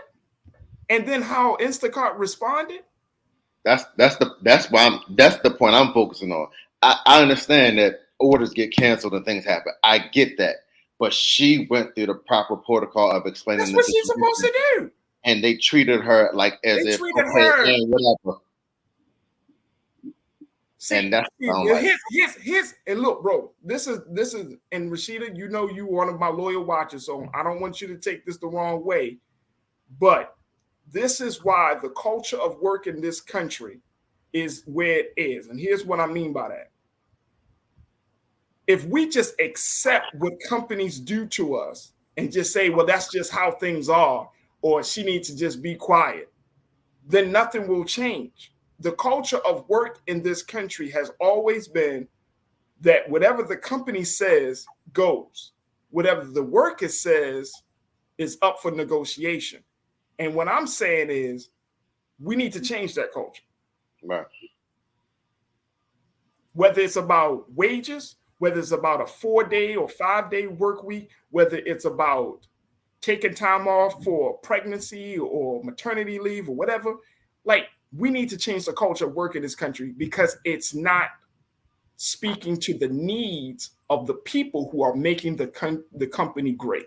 There you go. And it's not even just like, I feel like it's, and not even just focusing on this situation. I know people are very opinionated about how she's talking about what she dealt with in the situation, but this happens on every job. This happens on my job. This happens on jobs I've been in previous times. It's like you're also allowed as a person, I don't care what your company says, I don't care what you think that you're supposed to do under the leadership of supervisor, management, whatever, but you're also allowed to speak up when something is wrong. You don't have to take the BS that people give you. And then you're also allowed to, if you feel like this is not the position or place that you want to be, you're also allowed to move and find something better, which I know a lot of people do. We just wait it out and then we go to our next opportunity. But I'm for the people part. So like I've been working for people my whole entire life. I'm not an entrepreneur. Okay, but see, that's the place I'm at. Yeah, that's like, the place that I'm at. Yeah. I don't get it. All right, Mocha, you checked that back in. Mocha, you said I've never used Instacart or any other service like that. I get up and go to the store. I'm sorry, there are too many lazy people sitting at home micromanaging. Well, there is a value at Instacart, right? Like convenience. Like, you know what I'm saying? You can go up to the store, but I mean, look, let's keep it real. If you home and Amazon can bring it to you the next day, you're going, you know what I mean? It's about convenience, right? That's a personal preference. You want to keep getting to the store, finding a parking lot, going out in traffic. That's totally up to you. I get why people order stuff offline, though. I do. I truly. There's an extra service fee. If people want to pay that extra fee for that convenience, so be it. That's a personal preference. Not going to get mad at anybody for that. Vincent, you checked in. Mocha, thank you so much, sis. Vincent checked in and said, look, good for her. One door closes, another opens. There you go. It is. There you go. But guess what, though? I'm gonna keep this one comment reserved for myself, Jules, because this is why it's important for us to even have this conversation. Forensic, check it in. Forensic, you said all is fun and love and war until it's you in the battle. Right. Facts. Facts. Let your money get funny from the job. Mm-hmm. You look at you somebody be on all types of social media. That's all I'm saying. You look at somebody else's situation. Yeah, she might have been extra, whatever, but let that have been you. Let your money get funny from the job. Mm. Let your check be short $1 and see you not wild out. Like, come on, man. Percy, you said how many people have been treated badly by an employer? Okay, Percy, now I got to respond. Does it make it right? It don't matter, bro. It doesn't matter. Because here's the problem. If we keep tolerating getting treated badly by a company, then the company will never change. The company won't feel any level of accountability. The company won't feel like they have to change. One bad person getting treated by the company, it should be enough. But if you got a number of people that are being treated by the company, it ain't the people, it's the company. Why do we defend business entities over people? Why do we do this? Why did we get into a space of defending something that is built by people for the service of people over actual people? Mm-hmm. I don't get that. You want to defend a structure over somebody's personal life? You can always create the structure. You can't once you break down somebody, once you disrupt their quality of life, that's hard, man. People can't always bounce back from that. You could build a company. But that's capitalism. This is why capitalism is destructive, because you start to look at people as being disposable and then companies as being inevitable. It's destructive. Can I give you for the watchers and listeners, can I give you the opposite side of that too? So also in these companies and the corporations, the reason I am the type of manager and supervisor that I've been for the past 10, 15 years, whatever, when you have companies like these type companies that are, people view as corrupt or, they're money hungry bodies like that, the one good thing that I've noticed is sometimes you do get good general managers, CEOs, whatever. And the one good thing that you have in that is then they pass down good things and knowledge to you, and your job is to pass it on to others. So speaking on this situation specifically, if I was in her shoes, you take what you get from this situation. I think the one person said the comment, like one door closed, another opens.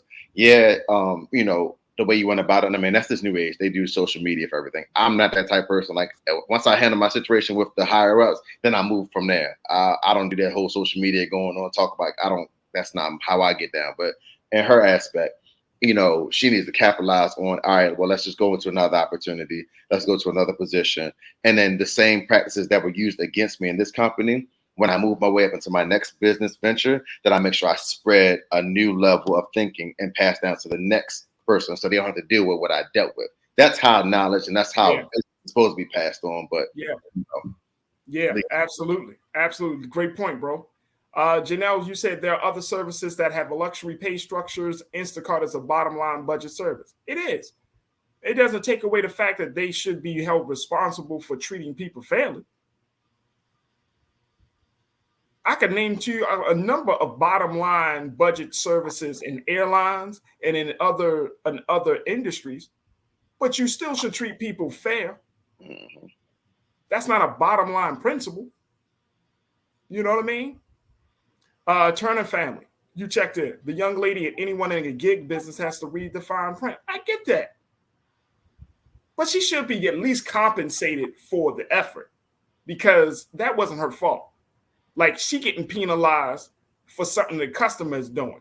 So that opens the door. So that means that customers can just do whatever, and then the worker gets penalized for something that the customer does. That's not fair. Right.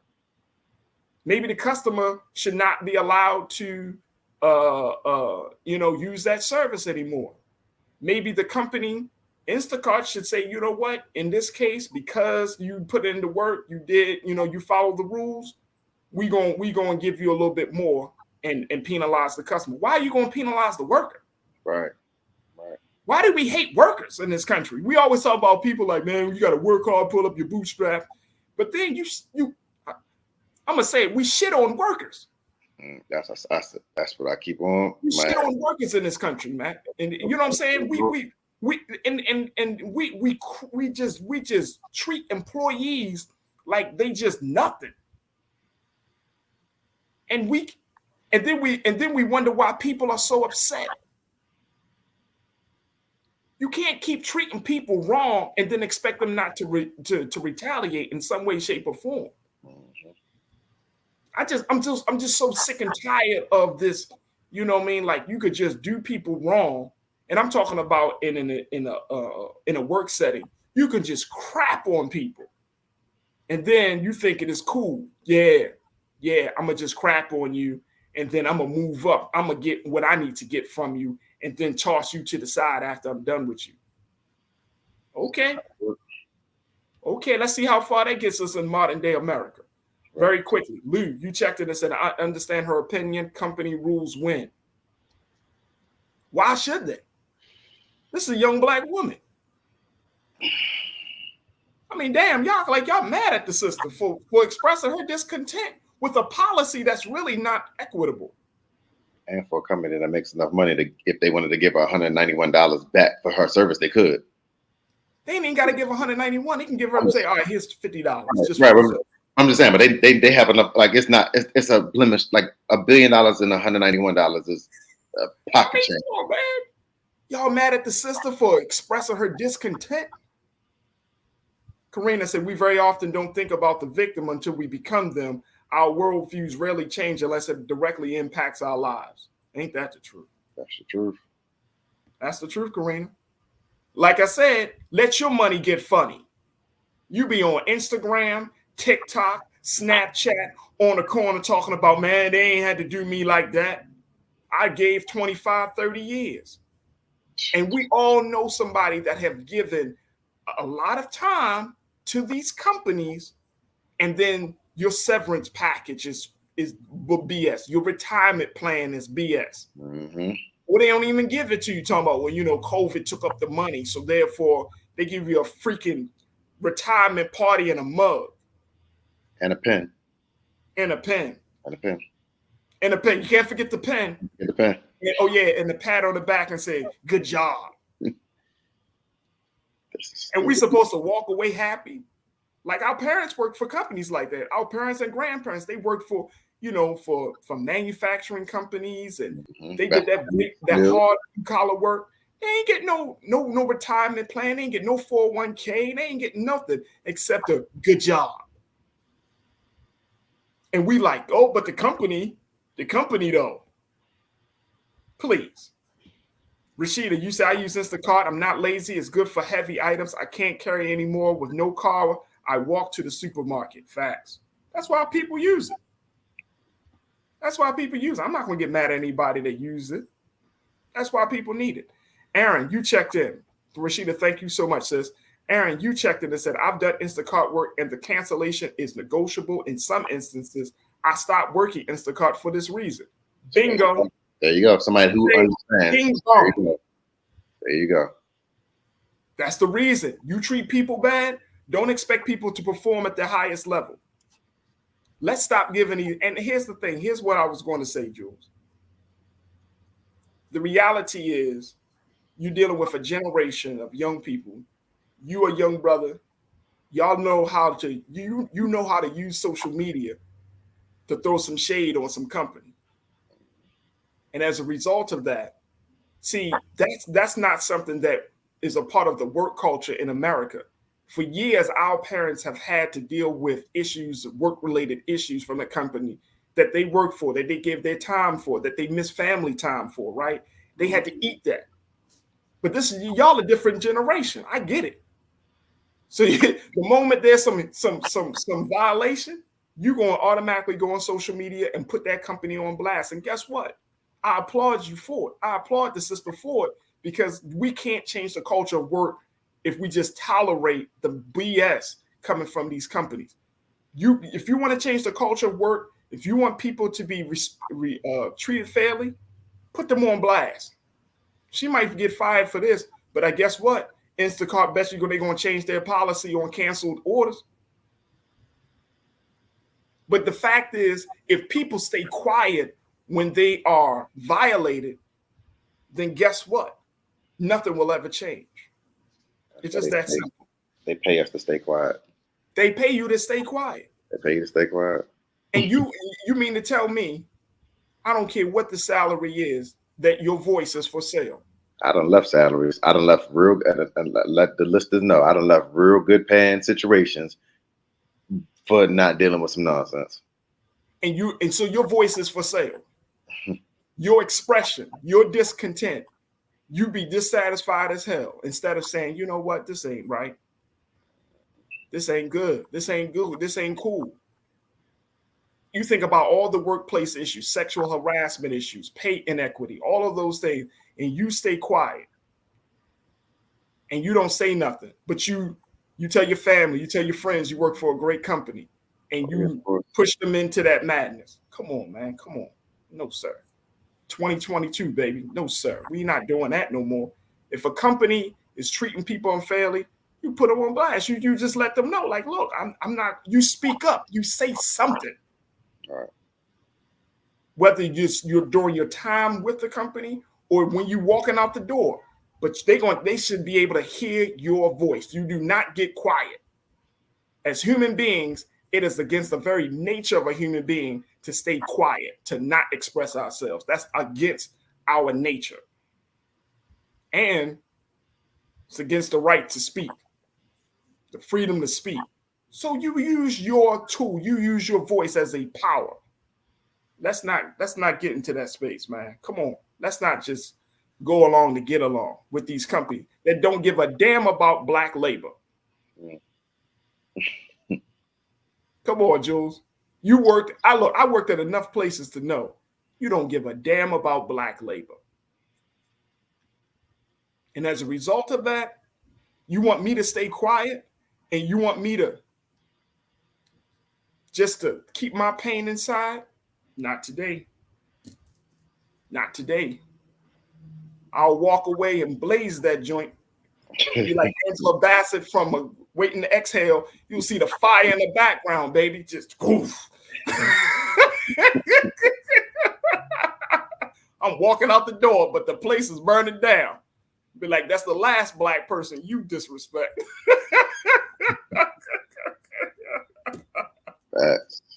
Man, oh man, Jules. You had a nerve, bro. You, brother. Thank you, man. You've been riding with me, man. I love it. Thank you so much, bro.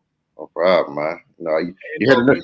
You had a nerve to go these last two, man. These last two done struck a personal nerve from my life of working. So I'm like, all right, let me calm down now. Show's over. Let me calm down.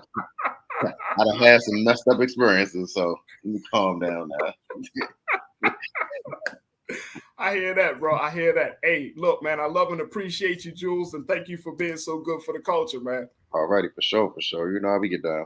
Absolutely. All right, folks, that's going to do it for me as well. I thank each and every one of you for being a part of the conversation with us this afternoon. Make sure y'all continue to support us, Black Star Network at blackstarnetwork.com, Black Star Network online.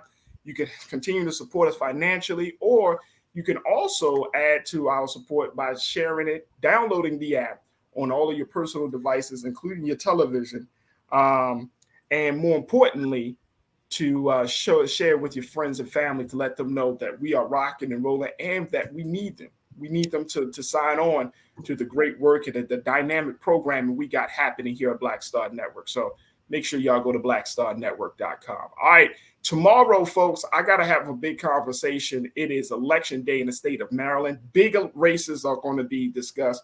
We got a new governor that's going to be possibly coming in for Baltimore City. We're talking about a new state's attorney. So there are a lot of big things that we're going to have tomorrow. So we'll have that conversation about election day in Maryland tomorrow, as well as bring back Dr. Gerald Horne to give us an update on everything from the Russian war to some other issues and his new book. So we'll talk to Dr. Gerald Horne about that. All right.